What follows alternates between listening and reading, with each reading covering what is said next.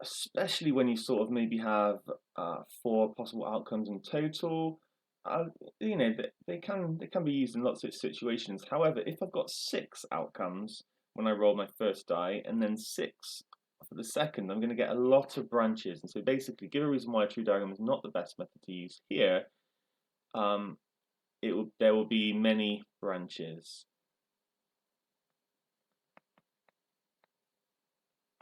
And it will just get a bit messy. And the key thing is that it's the same chance of rolling, say, a 3 the first time as the second time. If it changed, actually, you basically would have to go with a tree diagram. So it's not like it's terrible. Here are some other answers that would be accepted. It takes too long to draw, tree too big, too complicated, too hard to draw. Tree diagrams are better for fewer outcomes, like I was saying at the start. So what can we do instead? We can do a sample space diagram, and that is essentially to draw a little table and do the first dice on the top and the second on the left. And then we can write down what we could get. There are two fair six-sided dice. We can assume it's 1, 2, 3, 4, 5, 6, and the same for the second throw, obviously.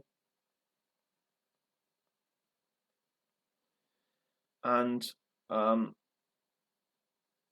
the possible outcomes, it doesn't actually say, but assume we're adding them together. It does mention that in part 2. So let's do that. We just add. So I'm basically adding my 1 plus 1, 2 plus 1, and so on. I can very quickly do this. And the reason this works, the reason I can draw a sample space diagram, is that the probabilities are all equally likely. If you rolled a biased dice and then a non-biased dice, you couldn't use this method because they wouldn't all be equally likely. So it's important to know when this method can be used and when it can't.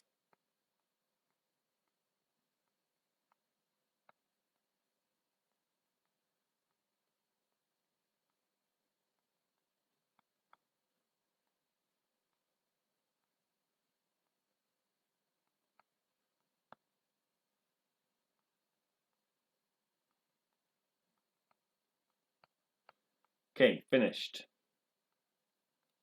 Show that the probability of the scores on the two dice adding to 11 is 1 over 18. Well, here, where they're adding to 11, how many possibilities are there in total? It's a 6 by 6 grid inside, so it's going to be 36. And so the probability is going to be 2 over 36, and it really helps that I've sort of circled this and shown that I've identified where I'm rolling 11, and then that simplifies to 1 over 18. So we're done. We can very quickly use the sample space diagram to work out the probability of, say, rolling prime numbers or odd numbers, or multiples of 3 and so on, in a really effective way, because each one is 1 over 36. If you did it with a tree diagram, yeah, you could get that. It would just take a lot longer to draw.